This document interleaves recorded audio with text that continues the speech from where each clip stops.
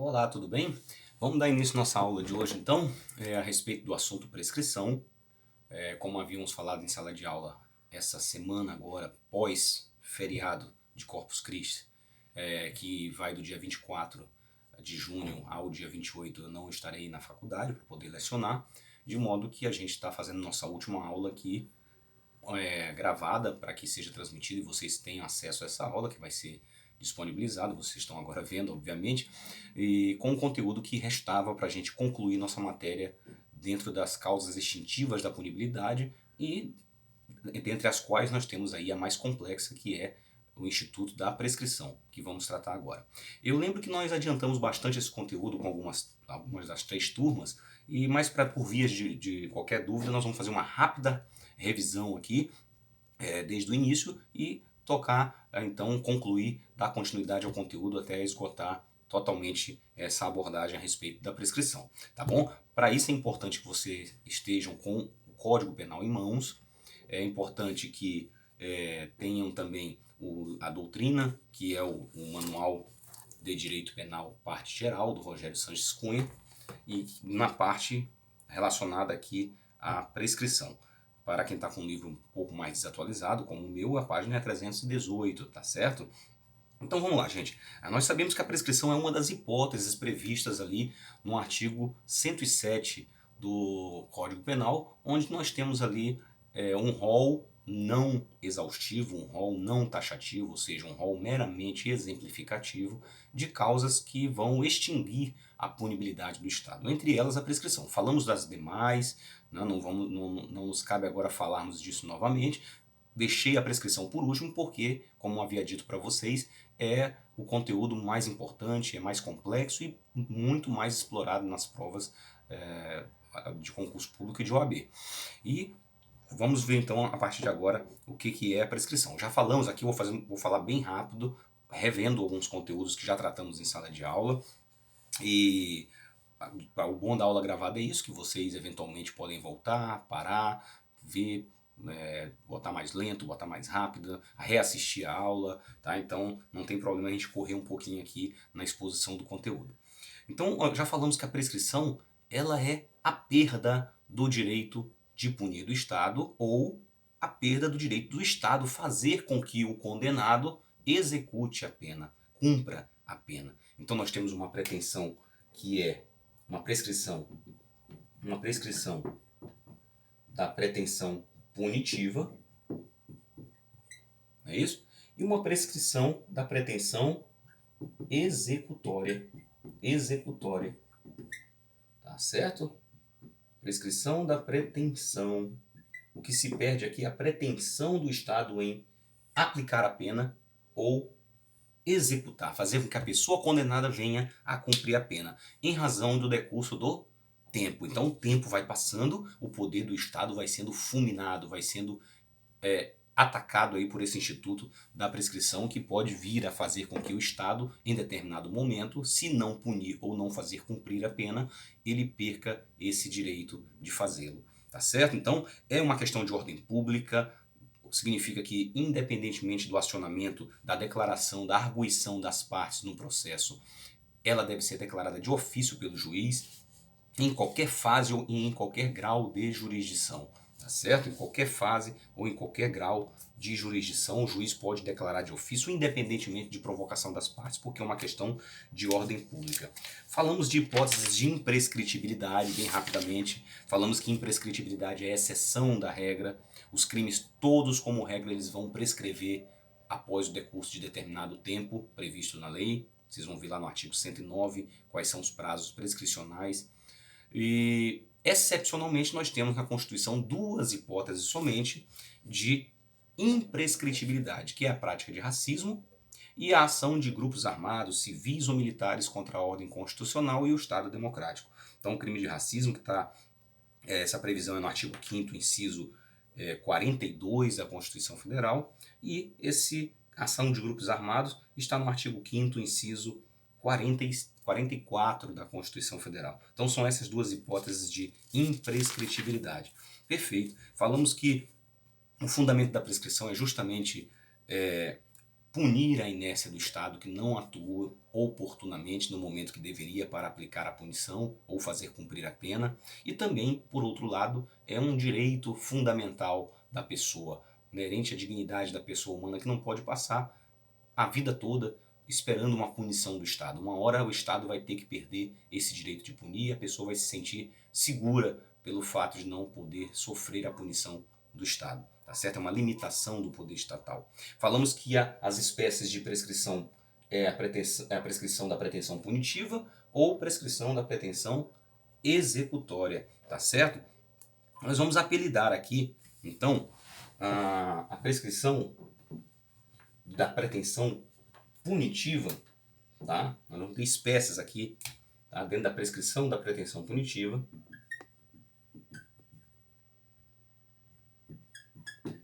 Prescrição da pretensão punitiva de PPPA. Pronto, para ficar mais fácil. Aliás, a primeira hipótese aqui, né, em abstrato. Vamos estudar aqui a prescrição da pretensão punitiva em abstrato. Então, a primeira forma de prescrição da pretensão punitiva é a prescrição da pretensão punitiva propriamente dita, ou própria, também chamada de prescrição da pretensão punitiva em abstrato. Por que eu digo que é a prescrição da pretensão punitiva em abstrato?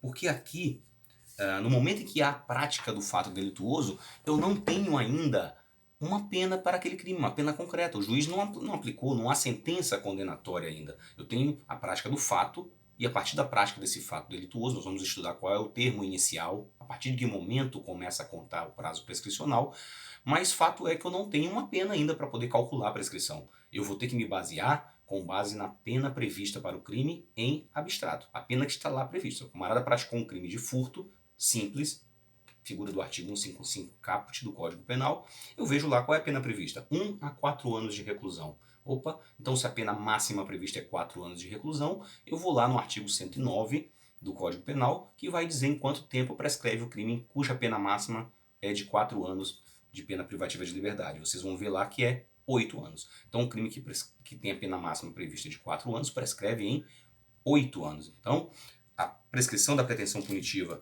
propriamente dita em abstrato vai levar em conta a pena máxima prevista em abstrato para aquele crime, tá certo? De acordo com o caput do artigo 109 do nosso Código Penal vai estar falando isso.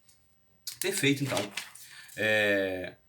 Falamos aqui na aula com relação à pena máxima em abstrato e a existência de situações de circunstâncias como a qualificadora, circunstâncias judiciais, circunstâncias legais de agravantes e atenuantes e causas de aumento e diminuição. O que isso influencia para efeito de contagem do prazo prescricional? Pois essas circunstâncias, já falamos, qualificadoras, circunstâncias judiciais, circunstâncias legais que são agravantes e atenuantes, elas alteram a pena.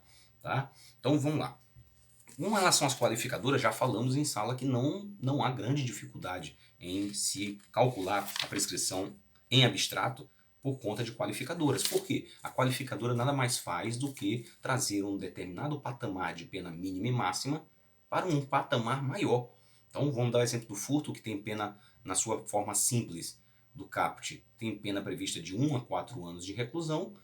Na forma qualificada, nas hipóteses ali, nas circunstâncias que o Código Penal traz da forma qualificada do furto, vai ter uma pena de 2 a 8 anos. 2 a 8 anos. Então eu vou pegar a pena de 8 anos. Então não vai ser mais 4 anos quando eu estiver diante de um furto qualificado. E sim, a pena máxima é de 8 que eu vou colocar naquela tabela e verificar em quanto tempo prescreve o crime cuja pena máxima seja de 8 anos. Tranquilo? Então com relação à qualificadora não tem problema nenhum. É só verificar qual é a pena máxima prevista na forma qualificada do crime e verificar na tabela do artigo lá 109 qual é o prazo prescricional com base naquela pena máxima. Circunstâncias judiciais não são levadas em conta quando se trata de aferir o prazo prescricional com base na pena em abstrato, tá bom? Então, por quê? Porque essas circunstâncias judiciais, sendo favoráveis ou desfavoráveis, vão ensejar aquele aumento ou diminuição em 1/6, mas isso é uma criação doutrinária jurisprudencial. Não existe na lei um quantum fixado de aumento ou diminuição no caso das circunstâncias judiciais, motivo pelo qual vocês vão simplesmente ignorar a existência de circunstâncias judiciais favoráveis ou desfavoráveis para efeito de se encontrar aqui a pena máxima para o crime. As agravantes e atenuantes, como regra, seguem a mesma sorte das circunstâncias judiciais. agravantes e atenuantes, se existentes ali na prática do crime, vocês vão desconsiderá-las para efeito de aferir a prescrição da pretensão punitiva com base na pena em abstrato, exceto duas situações, tá certo? Exceção da atenuante da menoridade e da senilidade. As atenuantes da menoridade e da senilidade, elas, por força do artigo 115 do Código Penal, elas vão fazer com que o prazo prescricional seja contado pela metade, tá bom? Então, menoridade. O que é a atenuante da menoridade? Menor de 21 anos de idade na data do fato. Então, na data do fato, o agente era menor de 21, e obviamente que estamos falando de alguém maior de 18 anos, né? Um menor de 18 é inimputável, está sujeito às regras do Estatuto da Criança e do Adolescente. Então estamos falando aqui do maior de 18 e menor de 21 na data do fato. Tá? E a senilidade é o maior de 70 anos na data da sentença. Maior de 70 anos na data da sentença. Essas duas pessoas elas vão gozar desse direito aqui de ter o prazo prescricional reduzido pela metade. Fiquem atentos. Tá certo? Qualquer tipo de contagem de prazo prescricional, seja a prescrição da pretensão punitiva, seja da pretensão executória, que nós vamos estudar mais adiante, nós vamos ter redução pela metade do prazo prescricional para essas pessoas. Cuidado com prova que tragam ali algum exemplo para vocês, já vão direto verificar a idade ali do agente, para verificar se não é uma hipótese aqui de menoridade ou senilidade. Causas de aumento ou de diminuição. O que elas influenciam aqui para a contagem do prazo prescricional com base na pena em abstrato? As causas de aumento e diminuição vão trazer ali um quantum, uma fração que vai incidir aumentando ou diminuindo ali na terceira fase da dosimetria da pena. Lembram disso, né? Então vejam. E o que nós levamos em consideração com relação às causas de aumento e diminuição? Se eu tenho um valor fixo, é muito tranquilo. Então se lá o tipo penal fala que aumenta-se de 1/3, eu vou simplesmente pegar aquela pena máxima do crime ali que era de 3 anos e fala que aumenta-se de 1/3, eu vou aumentar 1 ano ali e o crime passa a ser a pena abstrata ali considerada não de 3, mas de 4 anos. E aí eu vou verificar no 109 qual é o prazo prescricional para um crime que prescreve, crime cuja pena máxima é de 4 anos. Perfeito? Mesma coisa diminuição. Se fala que diminui-se de 1/3, diminui-se da metade, eu vou fazer a incidência desse terço, dessa metade, e vou verificar quanto vai ficar a pena em abstrato para verificar qual é o prazo prescricional com base naquela pena em abstrato. Agora, o problema é, quando eu tenho uma fração variável, eu tenho ali, aumenta-se de 1/6 a metade, aumenta-se de 1/3 a 2/3, diminui-se de 1/6 a metade, diminui-se de 1/6 a 2/3. Qual, nessa variação, qual é a fração que eu vou utilizar? Então veja, nesse caso aqui aplica-se a teoria da pior das hipóteses. Teoria da pior das hipóteses. O que é a pior das hipóteses? Se eu tiver uma determinada fração de aumento, eu vou fazer incidir o maior aumento. Então se se fala lá que aumenta-se de 1/3 a 2/3, eu vou fazer incidir os 2/3. Se eu tenho uma diminuição variável de 1/6 a metade, por exemplo, eu vou fazer incidir a menor diminuição.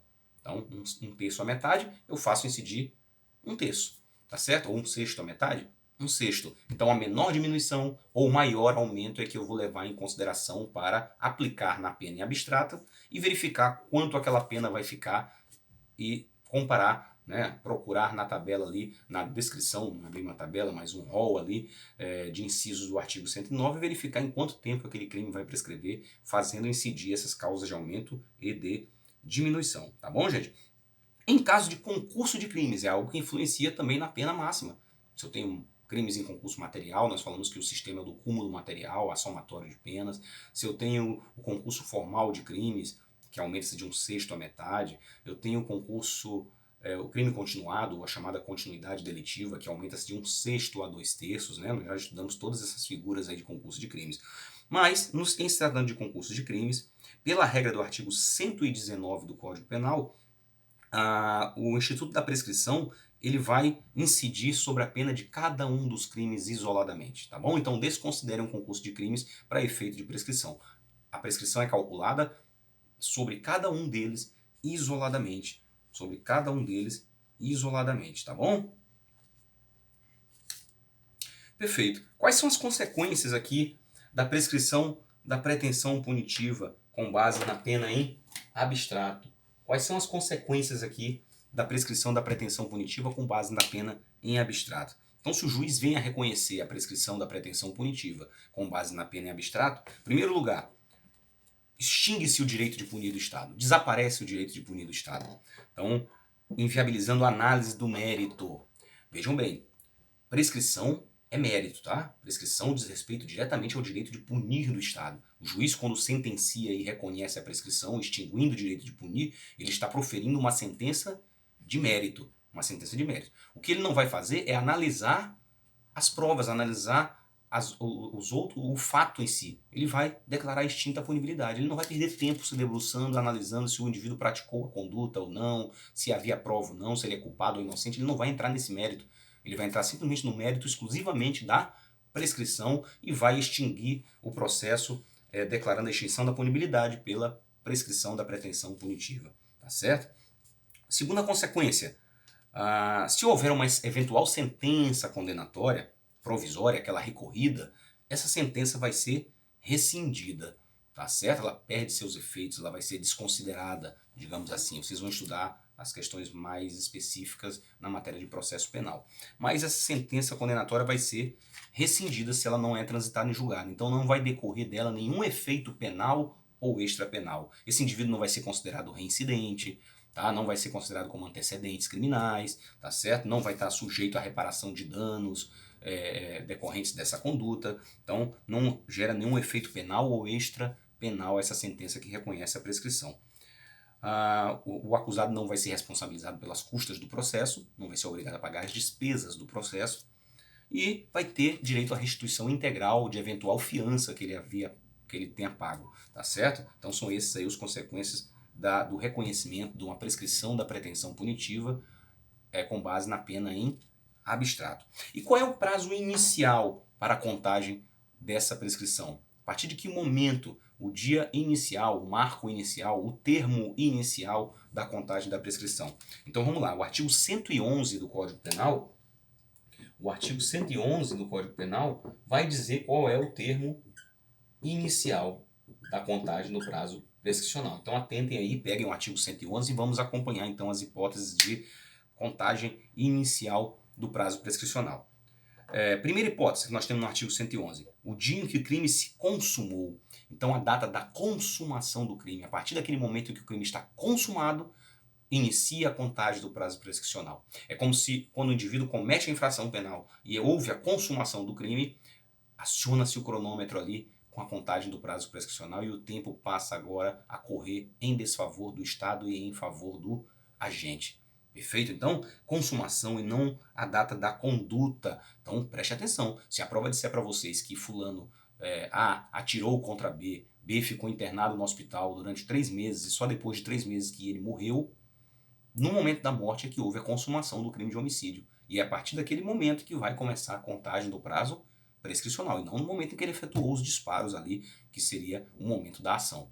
Tá certo? Então teoria aqui adotada é a teoria da consumação, o momento em que consuma, no momento que houve o resultado do crime, caso esse crime tenha resultado. Segunda hipótese, em se tratando de tentativa, digamos que esse camarada aí, com vontade de matar, atirou contra B, B ficou internado no hospital, não morreu por circunstâncias alheias à vontade do agente. O indivíduo foi socorrido a tempo, foi submetido a uma cirurgia, que evitou que o resultado morte acontecesse. Houve um homicídio na forma tentada, não é isso? E qual é o momento que se verifica ali o início da contagem do prazo prescricional? No momento em que cessou a atividade criminosa, no último ato de execução. No momento que ele efetuou o último disparo ali, portanto, é o momento em que começa a contar o prazo prescricional. Tranquilo, então? Então, no caso de tentativa, no momento do último ato de execução, no momento que cessa a atividade criminosa, a partir dali começa a contagem inicial, o termo inicial da prescrição. Crimes permanentes. O inciso 3º traz o crime permanente. Já falamos que crimes permanentes são aqueles em que a consumação se prolonga no tempo. A consumação ela se protrai no tempo. Então, vejam qual é a consequência do crime permanente nesse aspecto relacionado à prescrição, que enquanto estivesse consumando o crime, essa consumação estivesse prolongando no tempo, enquanto não cessar essa permanência, não inicia a contagem do prazo prescricional. Então, o crime permanente é aquele que a consumação se prolonga no tempo, você vai perceber isso pelo verbo do tipo penal, Por exemplo, a conduta no tráfico de droga de ter em depósito. Eu tenho 10 quilos de cocaína guardado em casa, ou seja, eu estou na conduta ter em depósito. Enquanto eu estiver com essa cocaína em depósito durante um ano, o prazo prescricional não vai estar contando. Enquanto eu estiver no crime de sequestro e cárcere privado, mantendo a vítima privada da sua liberdade, o crime está se consumando constantemente. Está havendo uma permanência na consumação, de modo que enquanto não cessar essa permanência, não inicia a contagem do prazo prescricional. Quarta hipótese, crimes de bigamia e falsificação ou alteração de assento do registro civil. A prescrição começa a correr na data em que o fato se tornou conhecido. Então, crime de bigamia e falsificação só no momento em que o fato se tornou conhecido. Lembra do caso daquele Pedrinho que saiu com a mulher, sequestrou a criança na maternidade, duas meninas, esse Pedrinho e uma menina chamada Jamile, e criou até a fase adulta. Depois de adulto que eles foram descobrir que houve esse sequestro da maternidade, que houve essa alteração, essa falsidade do assento de nascimento. Vejam, se eu não me engano, o sequestro estava até prescrito. Teria ocorrido a prescrição do sequestro no momento em que ela sequestrou a criança da maternidade, que se consumou a infração ali naquele momento. Mas, para efeito de crime de falsificação ou alteração de assento, só no momento que ficou conhecida que começou a contagem do prazo prescricional, tá bom? Quinta hipótese, então, crimes contra a dignidade sexual de crianças e adolescentes, né, em que aí se começa a contagem do prazo prescricional, no momento em que a vítima completar 18 anos. Lembre-se que esses crimes aí, o estupro, por exemplo, de vulnerável, uma criança de 10, 15, 10, né, ou um adolescente de 13, 14 anos, 13, 12 anos, sofreu essa violência sexual. Esse crime contra a dignidade sexual normalmente se dá no seio familiar, se dá com pessoas próximas, se dá numa situação que só entre a vítima e o agente, então de modo que fica difícil as autoridades tomarem conhecimento. Então o legislador optou por deixar o prazo, atribuir ali o início do prazo prescricional no momento em que essa vítima completa 18 anos de idade. Pode ser que a vítima agora com 18 anos de idade, ela resolva levar a conhecimento das autoridades esse fato delituoso que ela foi vítima. Tá certo? Esses crimes são de ação pública incondicionada, tá? Não precisa de representação da vítima, nem é crime de ação privada que dependa de queixa, crime. Mas, mesmo sendo de ação pública incondicionada, o legislador, como nós sabemos que esses crimes são de difícil conhecimento por outras pessoas que não somente o agente e a vítima, ele permitiu aí, para evitar a impunidade do autor desses crimes nefastos, ele permitiu que então a contagem do prazo prescricional se iniciasse somente após a vítima completar os 18 anos. Perfeito, então vimos aqui as 5 hipóteses que trazem o marco inicial, o dia inicial da contagem dos prazos prescricionais. Perfeito? Vamos falar aqui das causas suspensivas e interruptivas. Aqui o autor não fala no livro, mas eu vou acrescentar também impeditiva, tá certo? Então eu tenho causas impeditivas. Estamos falando da contagem do prazo prescricional, tá certo? Contagem do prazo prescricional. Causas impeditivas da contagem, ou seja, não vai começar a correr o prazo prescricional. Causas suspensivas e causas interruptivas. Impeditivas, o autor não falou no livro aqui, mas eu já posso mencionar essa que acabamos de ver.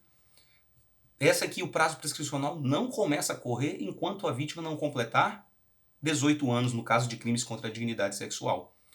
Eu estou falando de impeditivas porque o prazo prescricional não começou ainda. Então ela impede o início do curso do prazo prescricional. Tá certo? Eu só vou falar de suspensivas e interruptivas quando eu já tenho um prazo prescricional iniciado. Certo? Vamos já estudar. Impeditivas, não começou o prazo. Essa causa vai impedir o início do prazo prescricional. Então, citamos essa hipótese aí do crime contra a dignidade sexual praticado contra menor de 18 anos, que vai impedir a contagem do prazo prescricional, e esse prazo prescricional só vai começar a contar a partir do momento que a vítima completar 18 anos. Causas suspensivas. Qual é a palavra que eu posso falar para vocês aqui de macete para vocês lembrarem da suspensão? É que o prazo aqui vai ficar congelado.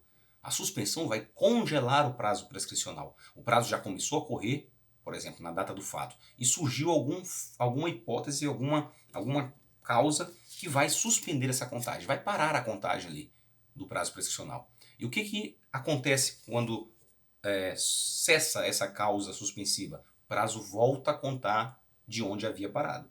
Então congela onde ele havia parado e volta a contar dali em diante, considerando todo o tempo já transcorrido. Então isso é suspensão. Nós vamos ver que a interrupção, o prazo prescricional ele vai zerar. Tá? O prazo na interrupção, quando ocorrer as causas interruptivas da prescrição, o prazo prescricional que estava correndo, ele volta para o zero e volta a contar tudo de novo. Tá? Essa é a diferença da suspensão para a interrupção. Vamos ver quais são as hipóteses, então, de causas suspensivas da prescrição. Vou dar algumas aqui, eu não vou esgotar todas não, porque elas são espalhadas pela lei aí, no Código Penal, em leis especiais, no Código de Processo Penal, então ele vai estar espalhado em vários lugares na nossa legislação e por ser muito casuístico, nós não vamos aqui esgotar todas, tá? Porque são exemplificativas. Então preste atenção quando estiverem estudando para verificar se não ocorre uma situação de suspensão. Por exemplo, nós temos aí a suspensão da prescrição lá na suspensão condicional do processo, nos juizados especiais criminais. Então o indivíduo ele concorda com o Ministério Público, se sujeita a determinadas medidas, fica lá no período de prova de 2 a 4 anos para cumprir essas medidas impostas ali, naquela decisão que suspende o processo condicionalmente, e enquanto ele estiver cumprindo essas medidas ali, o processo está suspenso, mas também a prescrição ficará suspensa. Se ele cumprir todas as medidas impostas, tranquilo, extinção da punibilidade. Se ele não cumpre, retoma-se o processo, retoma-se o curso do prazo prescricional. Tá? Nós temos uma outra hipótese que eu posso mencionar para vocês, para a gente não esgotar todas aqui, como eu falei que nós não vamos esgotar, mas crimes contra a ordem tributária, crimes previdenciários, a pessoa deve para o fisco impostos, tributos, de uma maneira mais genérica. E essa pessoa reconhece essa dívida tributária e se compromete a pagar parceladamente. Enquanto ela estiver pagando aquela dívida tributária parceladamente, a suspensão da prescrição vai ocorrer, vai ficar suspensa a prescrição durante aquele período. Se ela pagar tudo direitinho, extinção da punibilidade, extinção do processo. Se ela não pagar, retoma o processo e retoma o curso do prazo prescricional. Então, só para mencionar, o livro vai trazer outras hipóteses aí para vocês verem aí especificamente, não vai esgotar todas, tá? Mas é bom que vocês deem uma lida aqui e saibam quais são as outras hipóteses de causas suspensivas da prescrição. E as causas interruptivas? Essa aqui é mais importante de estudar porque é o mais comum de vocês serem cobrados aí numa eventual prova de OAB ou prova de concurso público. Nas causas interruptivas da prescrição, eu vou fazer o seguinte. Já estamos aí com 27 minutos para as aulas não ficarem muito longas. Eu estou me comprometendo aqui a fazer aulas de no máximo 30 minutos. Eu creio que nós vamos trabalhar em torno de 3 aulas para poder esgotar esse conteúdo da prescrição, 3 aulas de 30 minutos, e essa aula já vai chegando aqui ao final. Então, falamos o que é causa impeditiva, falamos o que é causa suspensiva, mencionamos algumas hipóteses de causas suspensivas. A gente vai deixar as causas de interrupção, que são mais longas, e o restante do conteúdo para nosso próximo bloco. Tá bom, gente? Então, até mais.